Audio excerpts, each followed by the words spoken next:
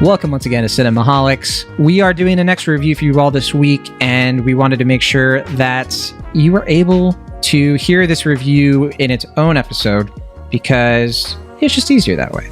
So Will and I watched a movie called Bros, and on the Smile episode, which came up before this, we kind of talked a bit already about like the box office, not being super great for this movie. But now let's just review it. If you want to hear our thoughts on like the box office reaction, just listen to the first like 10-15 minutes of the Smile episode and you'll get that. It'll be great. Sure. But yeah, we can allude to it a little bit, So like the short version is that this is an LGBT romantic comedy. It's a bit raunchy. It's like R-rated. And it's from Nicholas Stoller. It's, Billy Eichner, it's kind of his like passion project. He stars in the film and he also co-wrote it along with Nicholas Stoller. And this is Judd Apatow co-produced it with Nicholas Stoller and Joshua Church. This is from Stoller, of course, did Forgetting Sarah Marshall and Neighbors. This is, I think, I looked it up. So it's the fourth LGBTQIA plus romantic comedy by like a major studio, like one of the big ones, right? And it's only the second LGBTQIA plus movie to have like an openly queer principal cast. And the first movie to ever do it is Fire Island, which also came out this year. So pretty wild. Also, also written by its primary main star. Yeah, I mean, the bottom line is that there just haven't been a lot of LGBT movies that have been given this chance, right? That have been given this like ticket or this access to like, okay, let's mainstream this, out into really like a massive distribution from one of the big studios. And it doesn't hold back at all from, the main characters are gay, their friends are gay. Like it's just very LGBT and all that.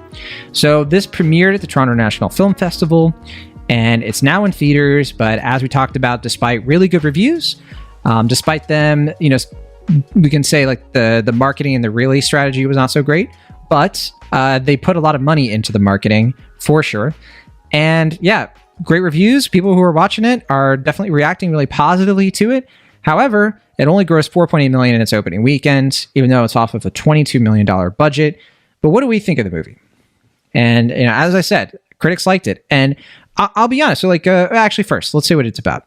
So the movie, as we mentioned, it stars Billy Eichner as, our kind of like typical, right, kind of like romantic comedy character who he's, I think 40 at this point in his life. He has like a famous podcast kind of radio show sort of thing called the 11th Brick at Stonewall, which is funny. Yeah. 1 million subscribers, he says. So that's pretty famous. That is a lot of subscribers. Right. Like he's kind of, I think he's definitely like a New York podcaster. I know New York has a bunch of podcasters like that who are like famous without being household names, Sure. like, and you're obviously not going to like recognize them as readily, but yeah. Like us. Just kidding. Yeah, sure. So his main thing, that he talks about is like gay history and like how gay people have kind of lived on the fringes for a long time. He's very passionate about that sort of thing. He's been single for a long time, never been in a serious relationship, hooks up a lot on Grindr. And this movie is about his sort of like growing relationship with a guy who is like totally his opposite, who is definitely a little bit more reserved than him, but they do have some things in common, which is that they both like to like make fun of other gay people, and they kind of have a sweet relationship. And I'll be honest, like when this movie kicks off, I was definitely worried because I honestly think like the first 20 minutes was a little rough for me. It's like as we're kind of like getting into this world, I found Eichner really grating. I found a lot of the writing to be just kind of like really exposition-y, like really just like, okay, like he's literally like answering weird questions from people about his own personal life so that we can get into the world. And I was like, can we have like jokes now? And like the jokes start to come in a little bit more. I think like this is one of those rare movies where I think the best part of the movie is the second act. Usually people like the first act, or maybe they like the ending most, the climax and all that. This movie I think is at its best in the middle, and it's a long middle, which is cool. But yeah, did you agree? Yeah, I definitely was a little worried at the beginning because it's kind of wobbly, like you said, especially from a screenwriting standpoint. Like, it's a lot of like, hi, I'm the main character of the movie and I'm on a podcast so I can explain what's going on in my life, rather than just showing you. I'm just going to tell you what's going on. Oh wait, I have to go to this dinner, more explaining to do, and I'm at an award show, I got some more explaining.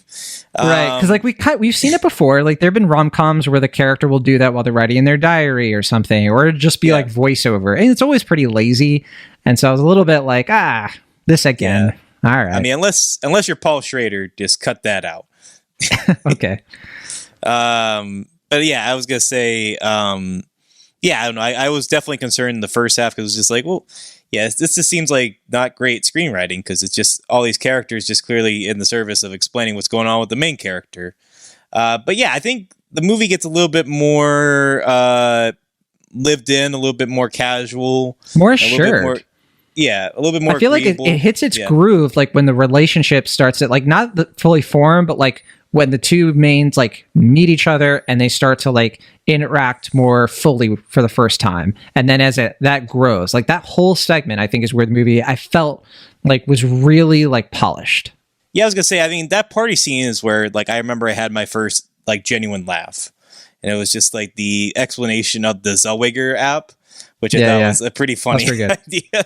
It was just like, okay, like now we're kind of getting into more comfortable waters. Like things seem a little bit more even keeled now. And it's actually a little bit more genuinely conversational. It's not just like, one character just kind of talking and then other characters there to allow the main character, to explain what's going on. I definitely I found myself getting with it as it went along, but you have to kind of get past that wobbly first. Is it really 20 minutes? I don't remember exactly. It might have been, I feel like it was 20. It could have been a little bit less, a little bit more, but I will say, this is like a 2-hour film. It's a Judd Apatow production.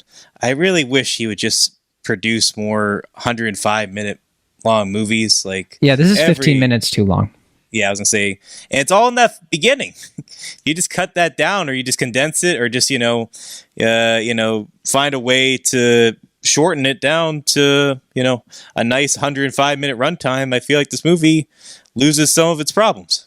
Sure. Yeah, there's some segments, especially toward kind of all throughout this movie, that I felt like, you don't really need that part, and like the editing could have maybe cleaned this up a bit so that it's a little bit like more efficient. But you know what really surprises me about this movie, though? Oh no, go ahead.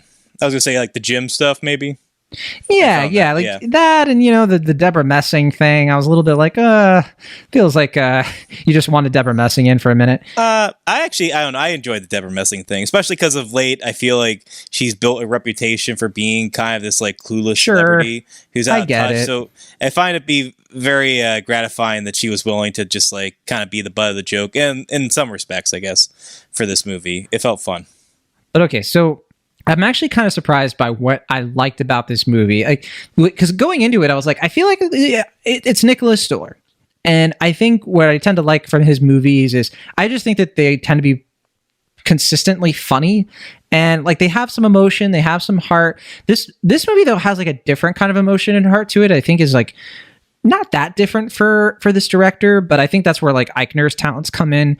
And that's like, this movie is just really sweet. Like it's very like, it's sentimental in the right ways. Like there are these sequences, like there's one in particular on a beach where it's just the two characters kind of just hanging out. Like we've kind of gotten past the meet cute stuff. We've kind of gotten past like the sort of will they, won't they, could they, should they. And we're just sort of settling into like what a relationship between these two men is really like. And there was something about it that I think was just like very touching. It was just very like, it felt different. Like it felt true to the queer experience, but there was like a way in, for people who, maybe they're queer and haven't had that experience yet in a serious relationship, or maybe they're straight people, like me, who are like, oh, you've never been in a queer relationship, but like it's kind of demonstrated through the movie of like, this is kind of like a window into that's kind of interesting. And like we've seen that like in other things, like there have been, TV shows and all of that, but it was like different. There was like a little bit more of like a sweetness to it that was interesting to me. And I would also say too, the movie pays a lot of attention, careful attention to, I think, how different queer relationships are from straight relationships on that note. And I think that's this movie's biggest strength. Like, I think that it like really hangs its hat on how, you know, it's about sort of like the different dynamics and the different challenges that queer people have, specifically in this case, white gay men. And it doesn't really go like any deeper than that in terms of like, you know, racial stuff or anything like that. It's just kind of keeping it to these two white men. They're from totally different worlds. They have different levels of how comfortable they are with their sexuality and how they present themselves, and, you know, all of that stuff without sort of pretending like it's not trying to do this like glamorized thing where it's like there's no prejudice in the world or like there are no challenges. It's the same thing. Like there's a whole thing in the movie where he literally like comments on that. And it's just like people try to make it seem like, oh, it's the same, or sort of like, oh, just do like a gay movie. You know, he's like looking at the camera, like, do a gay movie, but it's like a straight people movie. And he's like, you can't, because that's not how it is. It's something that I really liked about Fire Island, because that movie explored that, and that's something this movie does, which I think it does pretty well. But what did you think, Will? Yeah, I mean, well, if you're going to compare it to Fire Island, I mean, certainly, I guess the big difference between the two is just that a movie like Fire Island is coming from, I believe the director's name was Andrea Hahn, who comes from like a primarily like indie background. So That movie was kind of blending, like having a kind of more grounded indie aesthetic, but having, you know, kind of the broad beats of a romantic comedy, but, you know, obviously being subversive because it's with an LGBTQ cast. And, you know, it's kind of blending 3 or 4 different worlds together into what I think to be is a pretty good film overall with that one. But yeah, I think we were talking about this a little bit off the air. That's a film where I think that movie starts off really strong, and then kind of by like the third act, it doesn't get bad. I think like the last scene of that movie is really strong, but it doesn't, I think, consistently stay as strong as it is in that opening like first hour or so. And I think this movie is sort of like the opposite, where it kind of gradually gets better and better as it goes along, and then it kind of fizzles a little bit, but then I think it gets strong again in like the last like 30 minutes or so, and then it won me over all over again. I was just like, yeah, it's that Nicholas Stoller touch, I think, or Sure. maybe it's the Apatow touch, whichever it is, where I think, yeah, like you said, he can be consistently funny, or he can, you know, follow the funny enough, but he's not forgetting the characters in the process. Like, I think he's aware of like the character growth, the emotional beats of it, and I think, you know, coming from a writer background, I think he recognizes that, but he doesn't, you know, forget to bring the funny in the process. I think that, you know, makes it a pretty agreeable film once you get past the initial hiccups of the opening sequences. Yeah, you know, I don't have a ton of complaints with this movie. I mean, it kind of has its own sort of thing where it has to do the typical romantic comedy, like blow up between the characters, right? And I think that it feels a little bit forced. It feels a little bit more of like, I mean, I'm of two minds of it. I'll say real quick. Sure. I think on the one hand, I think it's a little bit like contrived. Like, we have to have this moment, so this is how it's going to get set up. On the other hand, I do like the way that it ultimately that they handle it, Stoller and Eichner and them, like they kind of balance it of like, okay, it's not really this is the problem, it's this. And that was something where I was like, okay, that's a way in to like explore the dynamic in this relationship where I think it's more interesting than where it kind of like leads in, right? So I kind of liked that. I thought that was it was a way to kind of like, okay, we have to have this because it's a romantic comedy, but let's at least do it a little bit better. Yeah, I was gonna say, I mean, yeah, because it gets to that point where it's just like, all right, things are going too well. We have to have the dramatic blowout moment. And I agree with you. It felt like the setup of it felt a little forced, but I actually really liked the dinner sequence because it didn't feel like, you know, I understand where both characters are coming from. It didn't feel like one person just had to be like a dick for no reason. Like, I think both of them, it's like understand, like they're both kind of being jerks in that scenario, but it's understandable where both are coming from. And I think the characters are well written enough that moment where it's just like, yeah, I can see why this character wants this other guy to act like this, but it is kind of inconsiderate for him to ask that. But also, you know, in the same scenario, like I can see why this character is getting so impassionate and is, you know, vocalizing his thoughts, but he's also not really reading the room and he's being, you know, disrespectful to the family. So it's like, I can kind of see where both are coming from. Where I guess I kind of took issue is just like, there's a sequence after that where they have to extend it in order to get to the final emotional climax. And it's like that scene where it's like, okay, this feels really forced. Like I like the setup of it. I think that's a really strong scene, but then after that, it's just like, okay, this feels forced. This feels superfluous just because we have to get to this other scene for the emotional climax of it. And that's where I took issue. Yeah. I'll admit though, you know, for all those things, I just thought it was cool to see like the typical romantic comedy kind of get this sort of like kind of like not even reimagining, but just sort of like re-exploration of like, well, what can a romantic comedy be? And yeah, sure, it follows those beats, it follows those formulas, but I think like ultimately it does it well enough, right?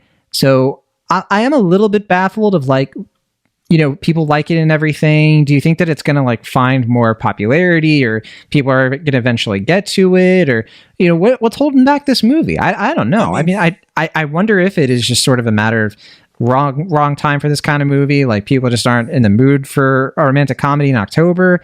But is there something else to it? You know, like I'm curious what you think of the marketing actually, because I saw some people be like, oh, the marketing was all wrong. Right. And people were like, well, you don't hype up enough that this is Nicholas Stoller and that this is the guy who made Forgetting Sarah Marshall. And I'm like, well, I saw that on like the posters. I feel like they mentioned it in the trailer. Like, what else do you want? They do. Yeah, they do. And they mentioned the Judd Apatow factor as well. I don't know. I mean, the trailer wasn't great, but I don't think it like falsely sold the movie. But I mean, I think the issue I've seen some people take is as far as like the marketing circle for the film goes, Billy Eichner has in several interviews kind of acted like, oh, this is like one of the first major LGBTQ movies ever. And to some respect, that's true, but he's kind of acting like this is like a true, like no one's ever done something like this before. At least from like the little sound bites that people keep sharing like on Twitter and all that. And but is that enough to keep people away from the movie? That's the thing I'm a little bit more skeptical of. It's like, okay, he was a little cringe, but is that really like a factor here? And as I mentioned at a different point in our Smile review, if people were being annoying was a deterrent for films, we wouldn't cover a lot of films. But no, I was just going to say that like watching the film, and I was kind of curious how you felt about this. There is, the film is commenting a lot on the genre in a way that I wonder if that might take people out of it, as far as like it keeps like talking about like the place of LGBT cinema in the film, and to a point where it's like almost trying to be kind of meta about it in a very, obviously Billy Eichner sort of way. He's very pop culture aware. For anyone that watches Billy on the Street, I think it makes sense for his style, but I do wonder if that's going to be kind of grating for people who just want to go in and watch, a kind of charming romantic comedy, that just happens to feature two gay men instead of, a traditional, normal, heteronormative couple. Yeah, I don't remember the trailer really well. I only saw it the once. I think like when it was before Elvis. And I do remember getting that feeling of like, oh yeah, I know what this comedy kind of is going for. And I was sort of like, yeah, I'm in. Like, it looks funny. But that's the thing that's just kind of confusing me about it, And I saw somebody tweet, they were like, this is really sad, but I wonder if I can even find it. But yeah, this person was like, when this person tweeted, it's Brooks Barnes, who I think is at New York Times. He said, when the reviews are this sensational, the marketing support is this substantive, and the theatrical footprint is this wide, and ticket sales are nonetheless this poor, it sadly, very sadly suggests complete marketplace rejection. And I don't buy that, right? Like, I do think that there are always going to be factors in this movie's way, but first of all, I don't think it's complete marketplace rejection. Right. I think there is an appetite for these movies, but I think it's closer to what you were saying right before we talked about Smile on the last thing, where it's like, I do think this is more of a thing where people are like, I'll just watch this on streaming. And then, yeah, there's a lot of people who are like, I'm not going to watch it because, I'm homophobic or whatever. And I think there are even more people who are just sort of like, they're not that into romantic comedies in general. I don't know. What do you think? Yeah, I mean, that's the kind of funny thing about the movie is that it's sort of having it both ways. Like, it's playing into conventions, but it's also trying to subvert them at certain points. I think that's where maybe the third act kind of gets wobbly, and in a different way than the first act is kind of wobbly, is that it's sort of, obviously with the museum itself, it's like commenting on the history of LGBT representation and historical figures, but it's also trying to be like, we just want to play into it in the same way that like Happy Season did a couple years ago. Yeah, which did well, and imagine if this had come out on Netflix. I'm kind of curious, like if this had been a Netflix thing or... Yeah. I don't know. I mean, I do think there's something to be said about like a movie, even if it's not very good, does get a little bit more legitimized if it is in theaters. That's true. And I think we're seeing that with streaming when like something like Uncharted goes to Netflix, like it's on there in the top 10 for a while, not because it's any good, but because, well, sorry, I know you like that movie. I liked the dumb Uncharted movie. Come on. But I mean, not because like it's a acclaimed, conversation starting film, but it's like, oh, I remember when that was in theaters. I didn't get a chance to watch that, but I'm on a plane now. Let me watch Uncharted. And it's just like, yeah, I mean, I think Bros, for better or for worse, I think it might have a little bit more longevity because it did go to theaters and people were like, oh, I heard about that. I saw it marketed and all that in a way that I feel like Fire Island was, I don't think it got the same publicity, and I don't know if people are as aware of it compared to Bros. I mean, certainly a lot of people saw it. Yeah. But I mean, I did see one tweet I got to tell you about Bros. That was really funny. Okay. Somebody said, I'll probably wait for this to come out on Disney Plus. Yeah. Man. It's pretty good. But pretty good. Yeah, pretty good. Yeah, because I guess in certain countries, Fire Island did go to Disney Plus, didn't it? As it should have. Put it on all Disney Plus. Thank you. Because Disney Plus is only like a US thing, right? Like other countries have like something called Star, or like all these like I'm not fully aware. I don't know if Disney Plus might be in like North America at large, but I'm not 100% sure. Okay. Or maybe, I don't know, I forget what it is, but like I know like The Last Duel was like on Disney Plus in certain countries and stuff, and people are like, I feel like I was able to watch Disney Plus stuff when I was overseas. I don't know. I by no means. Yeah, it's in 50 countries. At least. No, 50 new countries as of June 2022. It's worldwide, Will Ashton. I don't know. Like I said, I'm mostly retained to the United States, so I will not speak to any international 61 matters. Countries, Disney Plus. North America, Europe, Asia, and in Latin America. Will Ashton, it's out there. Sure. I don't know. In any case, I don't know where I was going with this. I know. I keep ruining your train of thought. Because I can't help it. I'm sorry. No, that's all right. Yeah. Good movie. What did you think of the other guy, the other main guy? His name, Luke Macfarlane? Was that the one? Oh, okay. Yeah, this is like his first movie ever, right? Let me look into that, because I didn't recognize him. I assume he's a TV guy.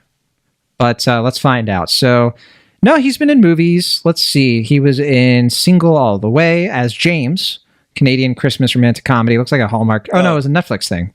Oh, that reminds me. Netflix. All the Hall Heart stuff in this movie, big laughs from me. A Holly Polly Christmas was so funny to me. This movie has some good laughs. It really does. He's been in a lot of TV stuff, as I guessed. A lot of TV, a lot of Hallmark television movies. Looks like he has been in all kinds of playing a straight guy. He's also done a lot of stuff on stage. He's been on shows as big as Supergirl. Yeah, he's well known. I feel like he has a familiar face, but not that familiar, like where you can really spot him. Sure. So this is a really cool career turn for the guy. Yeah. I mean, doesn't get as many chances, I feel like, to be funny. Like, obviously, I feel like of the two, Billy Eichner is the one that's kind of throwing out more jokes, and he's ironically. Do you want to talk about Billy Eichner? We didn't really do our usual sort of let's talk about Nicholas Stoller and let's talk about Billy Eichner. What do we think of them? Sure. But yeah, we can talk about Billy Eichner. It's just his big cinematic showcase. Obviously, don't forget The Lion King. Oh, well, yeah. I really like one of my favorite jokes in the movie. I don't want to give it away, but there are a couple of references. There's to Schitt's Creek that I think are fantastic. And I don't think you've ever seen that show, but they're really good. I've seen a couple episodes. Okay. All right. Okay. All right. I think, yeah. Billy Eichner. I know him better for things on TV. He hasn't done a lot of film stuff where he's done voice acting more than anything else and little roles. But I think Noelle was the last live action thing he was in. Oh, and, yeah. I totally forgot about that movie. I did for a second until I looked it up. But no, he's in a lot of TV stuff. I think that one of the first times I came into contact with his stuff was probably Parks and Rec. It was either Parks and Rec or New Girl. But then I remember watching Difficult People, that show he did with, what was her name? I can't remember the name of the other person in that show that he did it with, but I thought that was a funny show, but I couldn't get past the first season. Like after the first season, that was good. Julie Klausner, that's who it is. The one who like created the show. So yeah. Yeah, I was gonna say. I mean, that's one of those shows. It was on my watch list for a while. Never got around to it. Heard it was good. And also a show I feel like people said, too short-lived. Like it should have ran for another few more seasons, but didn't get them. But I wonder. I'm curious. Yeah, 3 seasons. I'm curious if they ended on their own terms. I don't know. I can't speak on that. But I will say, I mean, I already mentioned it, but I feel like my main point of reference and awareness to Billy Eichner is Billy on the Street. Yeah, Billy on the Street that was tremendously funny. I was aware of Billy on the Street, but I know that that's kind of what got him like attention leading into Parks and Rec. But I didn't watch Billy on the Street until much later. Okay. I think around the time I was watching Difficult People, so it was like probably like 2015ish around that time. And I think, Billy on the Street kind of feels the same place for me as like Whose Line Is It Anyway, in a weird way, where it's just like something I can just kind of go into a YouTube rabbit hole with and just like watch clip after clip after clip. And if I'm in a kind of sad or angry mood, it'll just lift my spirits and be like, it's just funny stuff. I mean, I'm not like I don't know if I'd say that's like a prank show per se, but you're kind of accosting people, and the joke is just kind of like Billy's getting people off guard and all that. And normally that kind of thing doesn't always sway me, but I think I get that his shtick isn't for everybody. It just isn't. But I was gonna say, like, I feel like he's just very innately kind of charismatic in that show. Like, I feel like another performer wouldn't be able to sell that, but there's just something about the way he just gets like so inflammatory about like random pop culture things and just like expects everyone at a moment's notice to like have the same level of interest or awareness of like the Tony Awards or the casting call for like some random thing. And just like, I don't know, I just think it's a pretty funny show. But I was very curious, like, those segments are like what, like 5 minutes a piece, and like the episodes are maybe like half an hour. It's like, how is that going to translate into a 2-hour film? And I think, I was pretty impressed overall as far as how I was able to translate that, kind of prickly star power into a film. But I agree with you that the character, while deliberately so, could be quite annoying. Can I tell you, though, my favorite Billy Eichner performance? And no, it's not Timon. But I know you never watched Dickinson, but he plays Walt Whitman in that show. It's really good. It's really, really freaking funny. But yeah, he's for people who don't know, Dickinson is sort of this like purposely anachronistic, like Emily Dickinson show where the characters basically like act like they're in like our current time, but it's like it's silly. I mean, John Mulaney plays the guy who wrote Walden, Henry David Thoreau. It was very, very funny. Lots of great guest actors in that one, but yeah, if you want a good Billy Eichner that you might not have caught already, Dickinson is a great place to go. I think that was the second season that came out. Maybe it was the third season. I mean, we didn't really talk about how Billy Eichner, I guess, has a working relationship with Nicholas Stoller outside of this film, because I think he was on Friends from College. Friends from College. He was in a lot of that show. I never watched. I did not like that show. Okay, I never. I thought it was pretty bad. But that said, I only watched the first season, so I don't know how the later seasons were. So were there more than 2? I think there were 2. There might have. I don't think there were 3, but I'd have to look that up. But he was also, I believe, he was in Neighbors 2, if I'm not mistaken. I don't remember him in Neighbors 2. It's been a while. I thought he was in Neighbors 2. He might have been. I can look it up for you, Will Ashton. I got your back. Thank you. Thank you for being a friend. Yeah. But I like Nicholas Stoller, if that's what we're gearing into. You're right. He had a real Neighbors 2. I see it here. But I like Nicholas Stoller. I mean, okay, the movies that have worked. Let's talk about those. I think Forgetting Sarah Marshall, I think, is his best. Go ahead. Oh, sure. I was going to say, I mean, I think he hasn't really faulted film-wise, I don't think, at this point, as a director. His writing credits are where things get a little bit dicier. Yeah, that's very true. We don't have friend of the show Matt Serafini here, but if we did, we could let us know about Muppets Most Wanted because I don't remember anything about that movie. Oh, good movie. Except for a couple of memes. Fun movie. I like that movie. I don't like Get Him to the Greek. I thought that movie was a bit of a slog. I like that movie. All right. I couldn't get into it, and I like the idea. Let's do more spin-offs, sure, but Yes Man. I'm curious how that aged. I don't know. I mean, I remember being underwhelmed by that movie because it's based on one of my favorite memoirs. I remember being whelmed. So yeah, take that as you can. Gulliver's Travels. No, thank you. I skipped Fun with Dick and Jane. Boy, yeah, I forgot about that one. Now, there is the original Muppets. He did write that, and he was an executive producer, and love that Muppets movie from 2011. I think it's really good. Yeah. I think a lot of his better stuff is with Jason Segel, with the exception of Sex 5-Year Engagement. I was going to say, didn't he co-write Sex Tape? He co-wrote Sex Tape, which I didn't watch because of self-care. And I also... 5-Year Engagement, I thought was fine. I don't think it was that remarkable. He did direct and write that one. Right. Yeah. He co-wrote it with Jason Segel. I thought it was like the definition of average. That was another film where I was like, this is too long, and it doesn't really handle the shifts in tone as well as Forgetting Sarah Marshall. But it's like, right, decent watch, good rental. I rented that film. I was like, good rental. Yeah, sure. It's definitely one of those like Apatow produced kind of things. Like, when you see it. Now, Neighbors, interestingly enough, another, I think like his best movies he didn't write or co-write. Forgetting Sarah Marshall, he didn't write that. Neighbors, he just directed it. And I think those movies are really great. The first one I think is good. I mean, the second one I thought was fine. Neighbors 2 was fine, sure. Zoolander 2, he did I think co-write, and...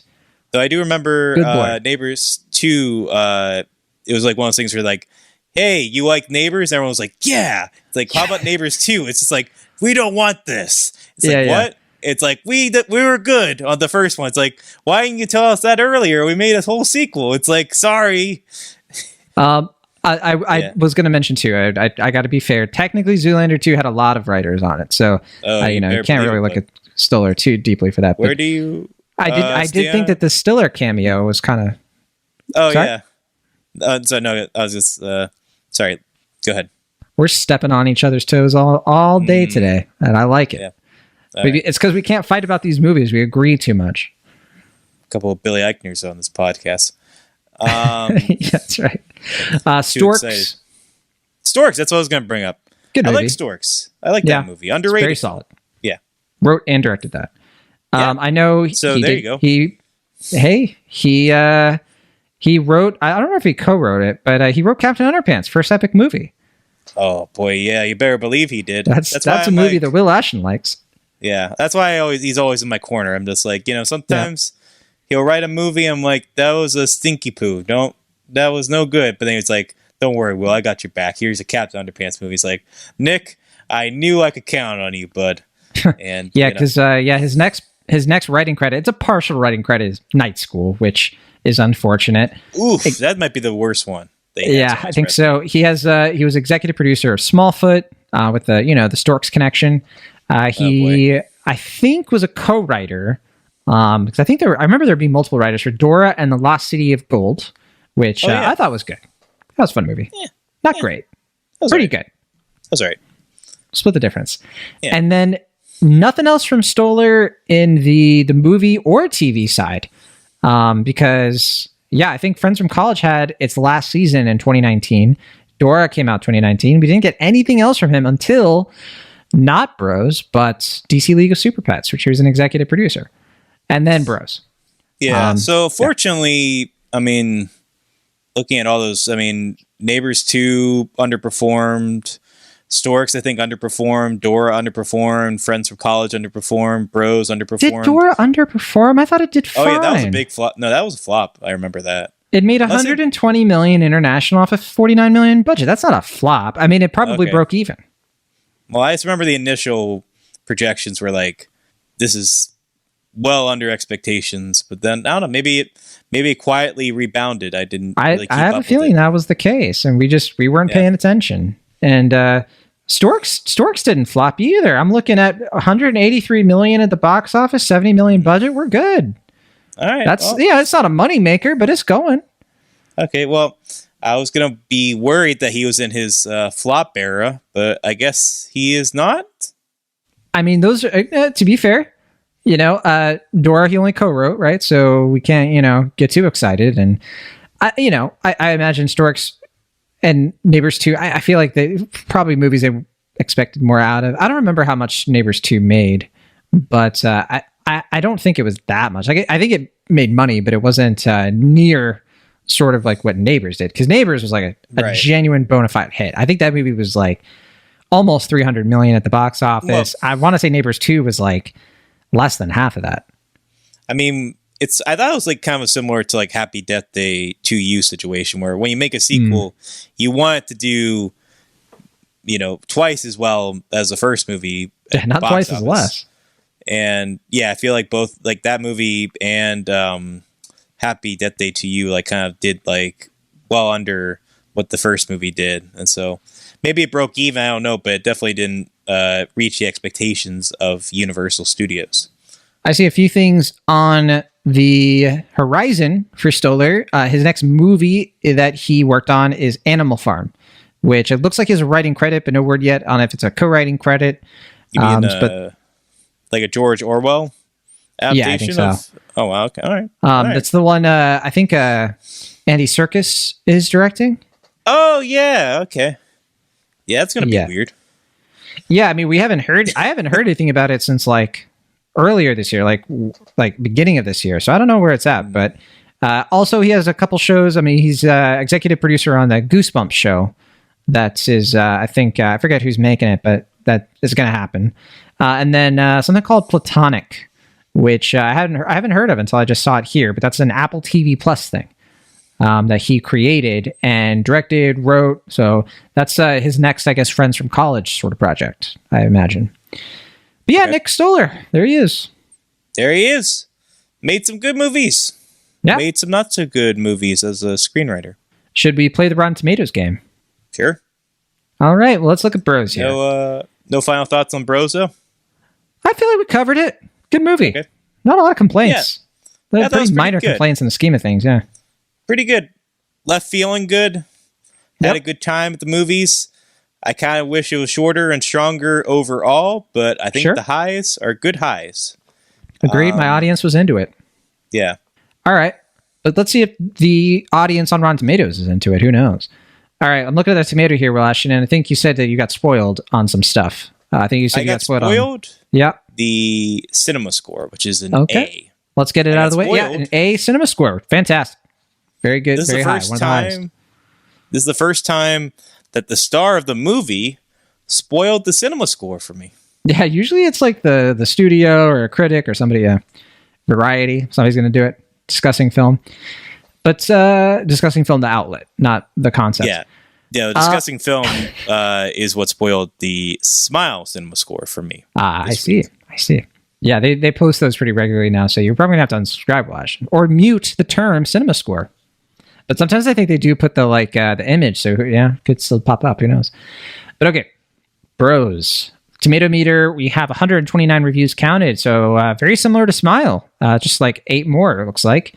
But what's your best guess, Washington? I'm gonna say 84%. Ooh, you're way off. Very far away from where you were on Smile. Yeah, you're 7 off. Oh. I think it's pretty obvious, like which direction it's higher. Oh, okay. It's certified fresh. It's 91%. Oh, 91. Okay. Yeah. My math was slightly off. Okay, so 91%. That's really good for a studio comedy hitting theaters. That's pretty good. I don't think we see that super often, like in the 90s for these kinds of movies. That's like Big Sick territory, I think. Like I don't even remember if Big Sick was in the 90s. Might have been 90s, closer to the 80s. But I'd have to double check. Oh, yeah. Forgot to ask. What do you think about that spoiler alert trailer, speaking of Michael Showalter? Yeah. It kind of reminded me of the She-Hulk spoiling the Sopranos thing. Oh, yeah. Big Sick is 98%. Wow. Okay. Okay. Audience score. Okay. What are we thinking? 250 plus verified ratings. I guess I'll have to find your thoughts on the spoiler alert trailer later, the audience score, I'm going to guess,